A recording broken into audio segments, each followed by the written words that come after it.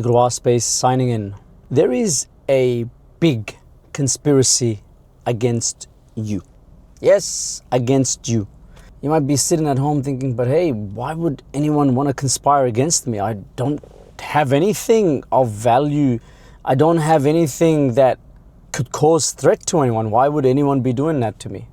The thing is, you do have something of value, and that is your attention. Your attention is much more valuable than you think it is. And there is a conspiracy out there to get your attention. They need your attention. Who's they? Everybody. Your attention, where it goes, matters. The problem is we have these functions in our brains, these mechanisms in the brain that make us spend our attention not in the right place, not in the right place for us to grow. And that is a conspiracy, because if your attention was to go to the place that it needs to go, imagine what you can do. Imagine if you were able to, from the age of 20, to put your attention into the things that would really make a difference in your life. Instead, everything is competing for your attention. And when we're younger, we're not too aware about that. We think we have an abundance of time. We think we have an abundance of energy. As we get older and we start seeing that life is finite, our timeline is ticking away. Our timeline is ticking away both to us dying, ending our life, and also to our energy, because the more you get older, the less energy you're gonna have. And I'm not talking here specifically about physical energy. I'm talking here about your mental energy. Don't despair. If you are beyond your 20s, if you're in your 30s, you got time.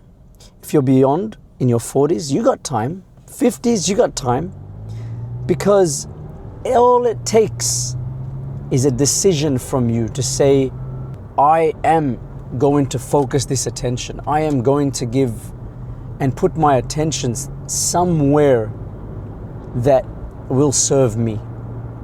I'm not going to give my attention to those big companies that are trying to get a quick, cheap dopamine hit from me. You need to make that decision. And how you make that decision is you got to invest in yourself. Whenever you give in to those cheap dopamine hits, you might think you're doing yourself a favor. Oh, I'm just switching off. I'm just winding down. You might think that that's what you're doing, but in fact, you're harming yourself long term. Imagine you have so much potential, so much energy, and you're not putting it anywhere that it matters. Yeah, they're after your money. I'm telling you, they're after your money, of course. They're after your attention. They're after your energy. And the problem is you get depleted in the end. I'm not saying don't spend money, but hey, choose where that you spend that money, so that money, some of it, a portion of it is invested in you. Whether it's for your learning, something that's going to make you a better person, something that's going to make you more resourceful. Your attention, same thing, something that makes you a better person.